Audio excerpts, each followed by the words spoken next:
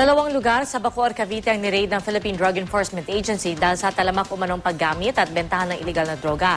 At may ulat on the spot si Emil Sumangil. Emil? Magandang tanghali, Pia. Katatapos-tapos lamang nitong operasyong isinagawa ng Philippine Drug Enforcement Agency Calabarzon. At sa bisa nga na search warrant ay nilabas ng Calamba, Laguna RTC Branch 32 mula sa sala ni Judge Maria Florencia Formes Paculi. Ni-raid ng PIDEA Calabarzon, Special Enforcement Service at Bacoor Police ang dalawang pinag-iinalaang pagsakan ng ipinagbabawal na gamot sa area ng Bacoor. Pinlansya, Pia, ang kasagawang pag-atake sa pamamagitan ng pagpapalabas ng amateur video nakuha mula sa spy camera na ikinabit sa PIDEA asset na unang pinapasok sa lugar. Alas 4 na madaling araw, Pia, nilusob ng PIDEA mga target. Nakatakas at nakatalon sa tabing bubungan ng bahay ang unang target na si Alan Ramirez. Pero ilang sachet ng pinag-iinala ang shabu ang nakuha mula sa loob ng subwoofer na bahagi ng home theater system ng suspect na nasa sala ng bahay.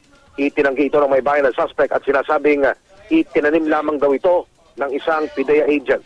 Samantala, sa ikalawang target, agad namang nadakip ng raiding team si Teresita Botones alias Enchang. Mula sa loob ng bahay ni Botones, nakuha ng PIDEA ang isang listahan, drug paraphernalias at mga sachet ng umano'y shabu. Timrabaho, Pia, ng PIDEA ang lugar na ito, bunsod na rin ng patong-patong na sumbong ng ilan concerned citizen na umaalma na sa operasyon di umano ng mga suspect sa lugar na tinitirhan din ng mga kabataang ikirtatakot nilang malulung din sa illegal na droga sa kinabukasan. Pia. Maraming salamat, Emil Sumangil.